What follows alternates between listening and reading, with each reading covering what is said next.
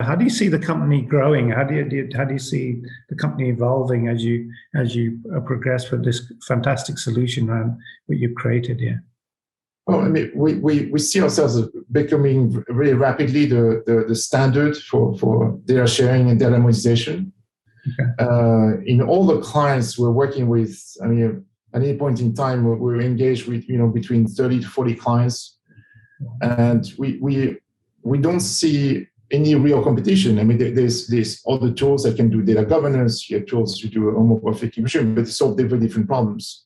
Yeah. So the choice typically for our clients, either they work with us or they do nothing, right? But data monetization and data sharing becomes such a hot topic. I mean, every CDO, group CDO, certainly financial services, insurance, data privacy and data sharing are top of mind. So we think we're going to be the de facto standard for data sharing.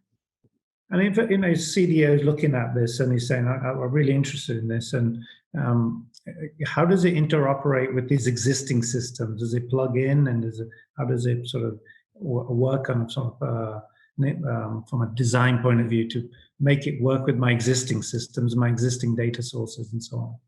So we will sit on any kind of data persistence method. I mean, data lake, database, whatever the client has on the back end. We leverage Spark as the compute layer, so they can think of us as any query they do with Spark today. Now with Leapyear, they can do it in a completely private and protected mode. So there's the data doesn't have to move. We've seen a solution where they impose, creation yet another data lake. No, there's none of that. We have the API access to the Leapyear platform to the existing data sources within the client.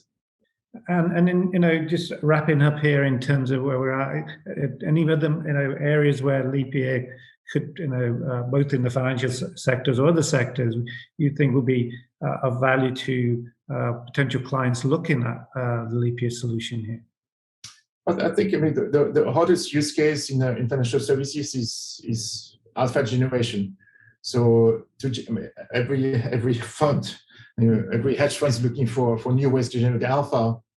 I think the obvious one is sharing flows. I mean, equities flows, fixed income flows, looking at crowding measures, risk measures.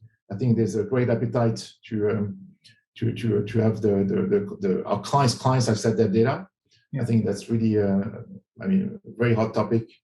But in general, sharing data within, across lines of business. Taking credit card data for the first time, having direct access by the quants and by research to credit card data, for example, but also allowing your clients to access that data without ever seeing the data, but looking at getting the insights from these data sets. That's a real invention, and for me, a huge step forward, because you have guaranteed privacy and the value of that data set that's being fully exploited by both the bank and their clients. It's a real game changer. It's very rare, as we do these interviews at CDOs Magazine, to actually hear something which is really a game changer. Our audience, in terms of CDOs looking at this, should really consider Leapyear here as a technology game changer, really, in terms of interoperability of data internally and externally, and the value we can unlock. The new opportunities for data monetization of data can be unlocked with this technology. And I appreciate that. So the concern is obviously at the CDO level, but you and I as consumers, everybody is concerned about data privacy, right? You have these smart tech firms that have 10,000 data items on every one of us. That's a big concern. So I think we're helping the clients and also helping the consumers having a better trust in the system. Well, thank you very much for your time here, Philippe. Really interesting chat around what Leapyear does and the solution you provide to your clients. No, appreciate it. Appreciate it. Thank you so much.